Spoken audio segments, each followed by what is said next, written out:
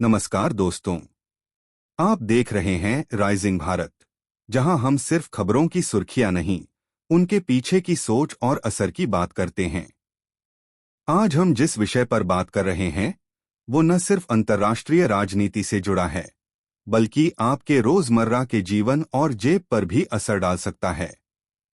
आपने सुना ही होगा, इजरायल और ईरान के बीच टकराव अब युद्ध जैसे हालात में पहुंच चुका है। लेकिन सवाल ये है कि क्या इस लड़ाई का भारत पर क्या असर होगा? क्या हमारे शेयर बाजार गिरेंगे? क्या पेट्रोल डीजल और महंगा होगा? क्या आपका निवेश खतरे में है? चलिए आज इस सब का विश्लेषण करते हैं, सरल भाषा में, एक आम भारतीय के नजरिए से।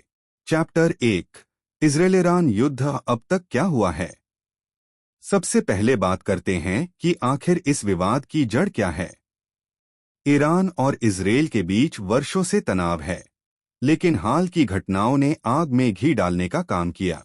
2025 के जून महीने में खबर आई कि इजरायल ने ईरान की कुछ न्यूक्लियर साइट्स को निशाना बनाया और जवाब में ईरान ने स्ट्रेट ऑफ हॉर्मस को बंद करने की धमकी दे दी।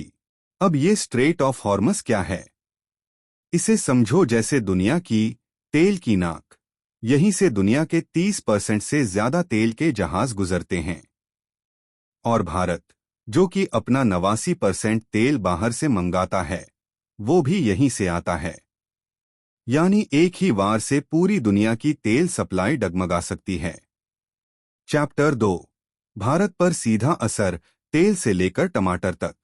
जब दुनिया में तेल महंगा होता है तो उसका सीधा असर होता है आपकी जेब पर। पेट्रोल डीजल महंगा, ट्रांसपोर्ट महंगा, खाने का सामान, दवाइयाँ, मोबाइल, सब पर असर। रुपए की वैल्यू गिरती है, $1 की कीमत बढ़ती है, आयात महंगा होता है, विदेशी निवेशक डर कर पैसा निकालने लगते हैं। शेयर मार्केट में डर का माहौल, सेंसेक्स और निफ्टी में गिरावट। एफएमसीजी, एयरलाइंस, पेंट्स जैसे सेक्टर्स को नुकसान। गोल्ड और बॉन्ड्स में निवेश बढ़ता है। उदाहरण के तौर पर, अभी जब ये युद्ध शुरू हुआ, निफ्टी 1% तक गिरा और रुपए में भी 20 पैसे की गिरावट देखने को मिली। और जो ब्रेंट क्रूड $71 के आसपास था, वो $81 पार कर गया। अब सोचिए, हर $10 तेल की कीमत बढ़ने से भारत का खर्च कितना बढ़ता है। चैप्टर 3, कौन कौन से सेक्टर सबसे ज्यादा प्रभावित होंगे। अब बात करते हैं कि किन सेक्टर्स में सबसे ज्यादा असर देखा जाएगा। एयरलाइन सेक्टर को एविएशन फ्यूल महंगा होने से नुकसान होगा, जिससे टिकट्स भी महंगे होंगे। पेंट कंपनियों का कच्चा माल महंगा हो जाएगा, जिससे उनका मुनाफा घटेगा। ऑटोमोबाइल कंपनियां प्रभावित होंगी, क्योंकि जब पेट्रोल डीजल महंगा होता है तो लोग गाड़ियां खरीदने से कतराते हैं।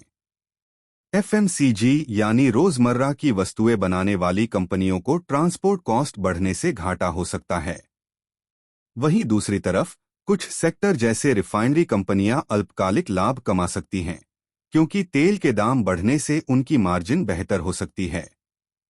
गोल्ड और डिफेंस सेक्टर को सुरक्षित निवेश और सरकार के फोकस के कारण फायदेमंद माना जा सकता है। एटी कंपनियां भी रुपए के गिरने से लाभ में रह सकती हैं, क्योंकि उन्हें डॉलर में पेमेंट मिलता है। चैप्टर 4, निवेशकों के लिए क्या रणनीति होनी चाहिए। देखिए, जब भी जियोपॉलिटिकल टेंशन्स आते हैं तो घबराने वाले निवेशक बेचते हैं, लेकिन जो समझदार होते हैं वो मौके तलाशते हैं। क्या करें? गोल्ड में थोड़ा निवेश करें, सुरक्षित विकल्प। ऑल मार्केटिंग कंपनीज या डिफेंस से जुड़ी कंपनियों पर नजर रखें। $1 गिरने पर 80 कंपनियों को फायदेमंद होता है। डाइवर्सिफाई करें, सिर्फ इक्विटी नहीं, डेट और गोल्ड को मिक्स करें। क्या न करें? पैनिक सेलिंग मत करें, एक सेक्टर में सारा पैसा मत लगाएं। रूमर्स के आधार पर निर्णय न लें। इतिहास बताता है कि जब जियोपॉलिटिकल क्राइसिस आया, बाजार कुछ हफ्तों में रिकवर भी हुआ। चैप्टर 5, एक किताब जो आज आपको जरूर पढ़नी चाहिए। अगर आप इस स्थिति को बेहतर तरीके से समझना चाहते हैं तो मैं आपको एक किताब सजेस्ट करना चाहूंगा, द साइकोलॉजी ऑफ मनी। ओ लेखक मॉर्गन हाउसल। इसमें बताया गया है कि बाजारों में पैसे कमाना सिर्फ नॉलेज नहीं, मानसिकता का खेल है। जब सब डरते हैं, समझदार निवेशक तब खरीदते हैं। जब सब लालच में होते हैं, तब वे पीछे हटते हैं। यही समय है मानसिक रूप से मजबूत बने रहने का। कंक्लूजन और राइजिंग भारत की सोच। तो दोस्तों, इजराइल और ईरान के बीच ये लड़ाई सिर्फ दो देशों की नहीं, इसका असर हम सब तक पहुंचता है। तेल महंगा हो रहा है, रुपए की हालत कमजोर है, मार्केट में डर है, लेकिन डर के बीच मौके भी होते हैं। तो अगली बार जब आप अखबार में युद्ध की हेडलाइन पढ़े, तो सोचिए, अब मुझे कैसे सावधानी से चलना है। राइजिंग भारत की तरफ से यही संदेश है।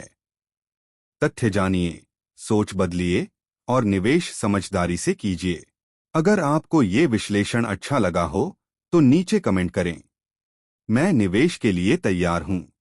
और वीडियो को शेयर कीजिए अपने उन दोस्तों के साथ जो सिर्फ खबरें पढ़ते हैं लेकिन उनके मायने नहीं समझते। राइजिंग भारत, क्योंकि सिर्फ सपने देखने से कुछ नहीं होता, उन्हें समझदारी से जीना भी आता है। जय हिंद।